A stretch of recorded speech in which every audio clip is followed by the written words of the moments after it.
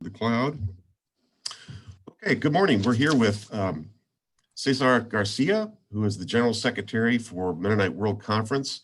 And this is the question and answer session follow-up to his convocation talk that he gave, Anabaptist Catholicity as Centripetal Force. And so here's one of the first questions. What are some of the challenges faced by Mennonite World Conference in the coming years? Thank you, Doc. Well, thinking about that question, I will say that one of the challenges, ongoing challenges that we have has to do with the understanding of our global church precisely as that, as a global church. And this is an ongoing challenge in the sense of the need of sharing this vision, speaking about our ecclesiology from the perspective of a global community. So it's a challenge related to education. We need to educate ourselves and to do so in a global way. So that's one ongoing challenge in our regular work. Another one has to do with the internal structure of Mennonite World Conference. So we had been incorporating recently different networks. We have now a network of mission agencies that brings together around 75 mission agencies from all over the world. We have a network of service agencies that bring together around 50 service agencies from around the world too. And during the recent months, there has been the emergence of an education network of higher institutions. There is also a network of key 12 institutions and schools. There is an emergent network of healthcare practitioners and institutions. There is a network of peace agencies.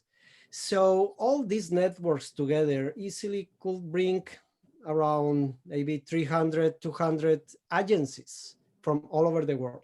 So one of the challenges is to grow in one organic way, in a kind of a structure that doesn't get too heavy, that doesn't imply a lot of institutionalized and bureaucratic work.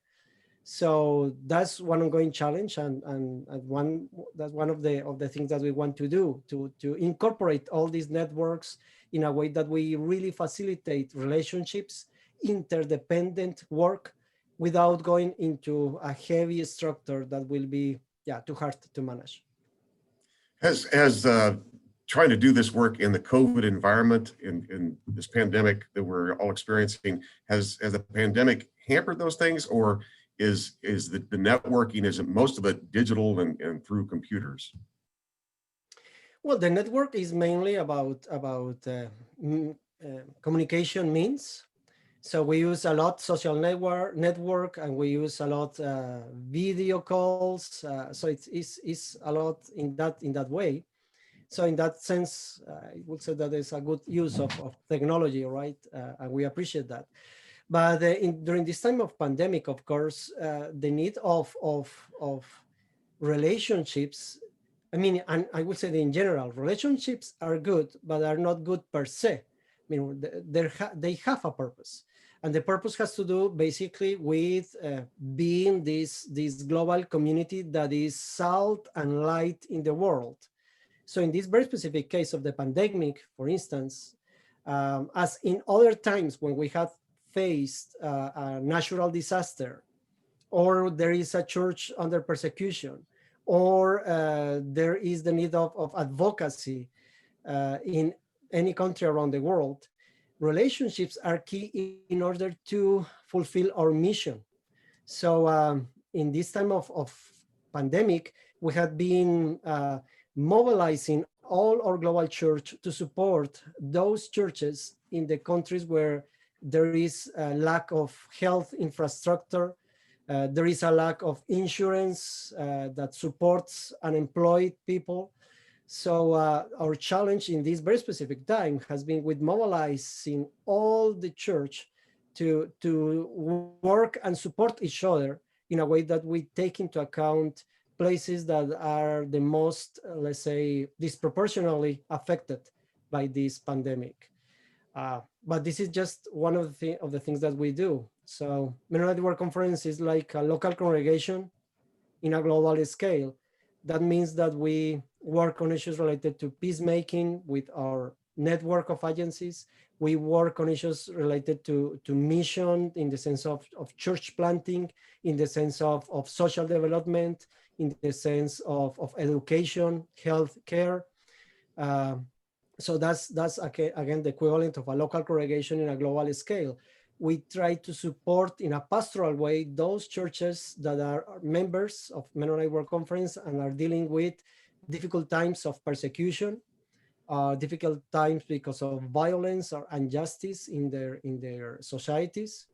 And we try to bring our churches together to speak about theological topics and to enrich each other about our understanding of following Christ according to each context.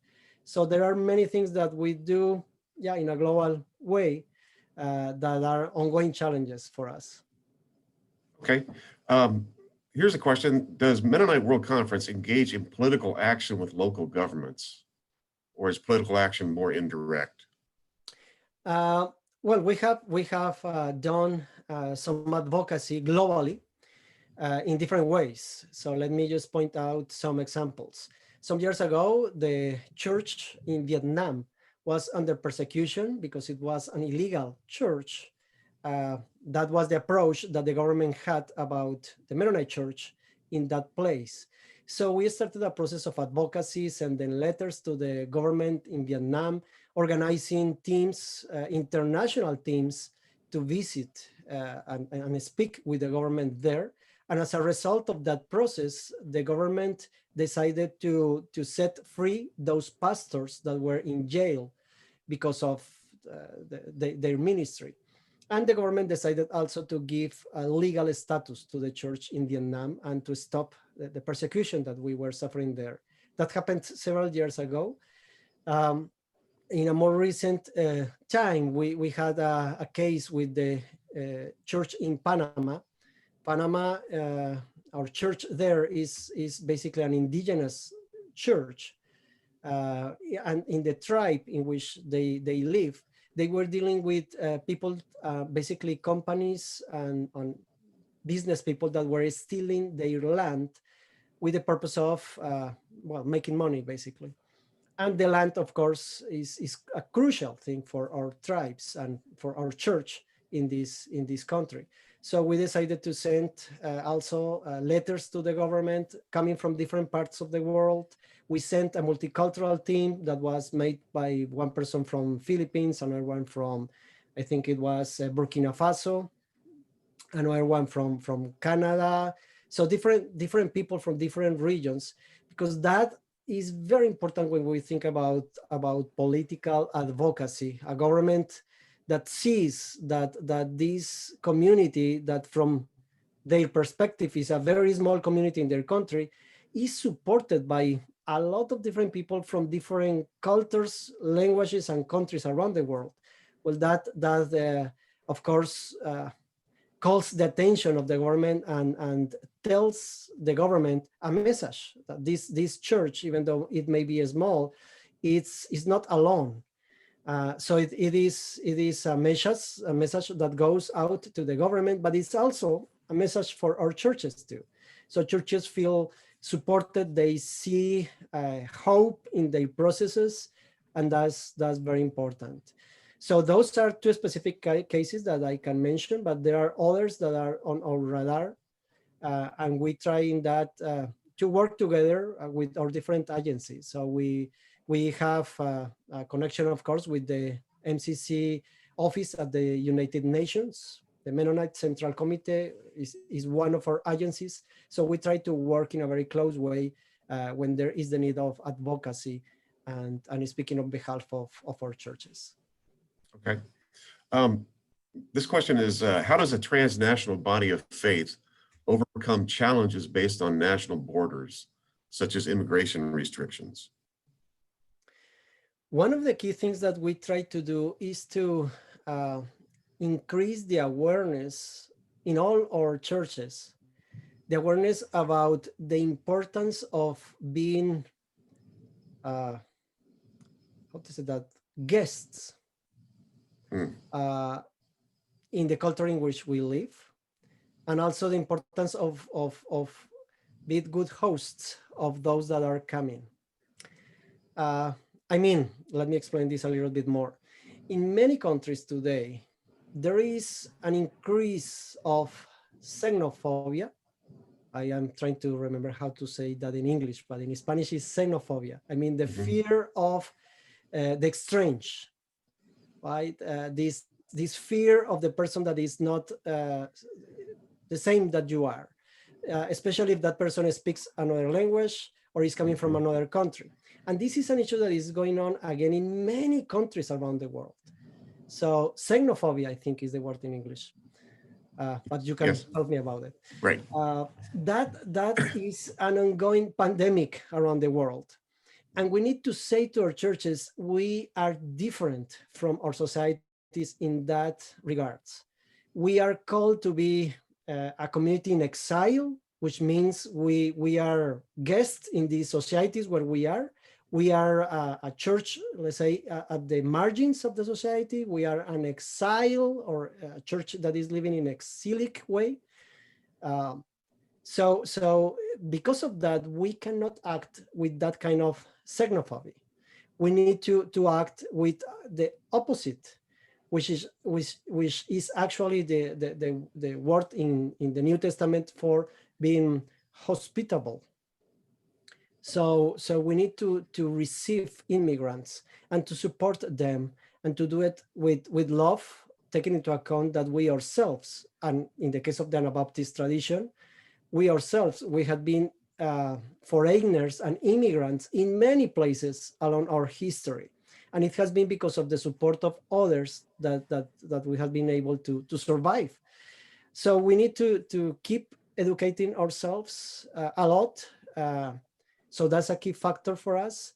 In some countries, we try to make advocacy and to speak with governments. Our churches there may do the main work about it.